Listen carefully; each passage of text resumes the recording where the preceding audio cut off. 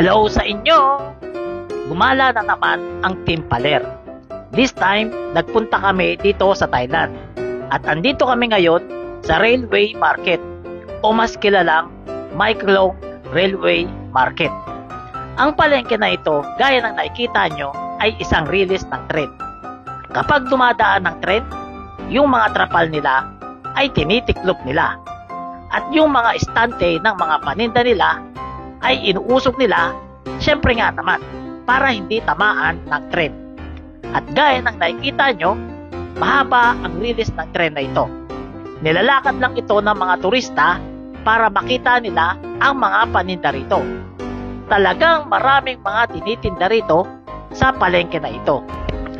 Merong mga prutas, gulay, ulam, isda, karne, damit, laruan, at kung ano-ano pa, gaya ng inyong nakikita sa video natin na ito. Dati, sabi ng mga taga rito, hindi naman daw pinapansin ang palengke na ito dahil ordinaryo lang naman na palengke. Pero simula noong nauso ang social media, lalo na ang Facebook, ay nagsimulang kinagiliwan ng mga tao ang market na ito. Dahil saan ka nga naman nakakita? Palengke, sa gitna mismo ng release ng tren. At gaya ng nakikita nyo, meron ditong tinitinda na tubig ahas. Ito ay kinakain daw dito. Pero syempre, ayaw ko niyan, kaya hindi kami bumili. Kapag naglalakad ka dito, ay talagang maaaliw ka. Dahil marami kang makakasabay na mga turista. Iba't ibang lahi ang iyong makakasalamuha dito. Mababait naman ang mga tao rito, lalo na yung mga locals.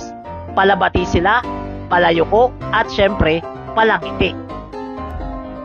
At ang nagustuhan ko pa sa market na ito, kahit marami silang paninda, kahit nagsisiksikan sila, pinapanatili nilang malinis ang kanilang kapaligiran. Syempre nga naman, dahil kasi iba't ibang lahi ang naglalakad dito. Iba't ibang lahi ang makakakita kung marumi ang kanilang palengke. Kaya naman, kinagigiliwan talaga ang palengke na ito. At naririnig ko na ang tunog ng tren. Eto, parating na pala. Nasa likod na namin. Tingnan nyo.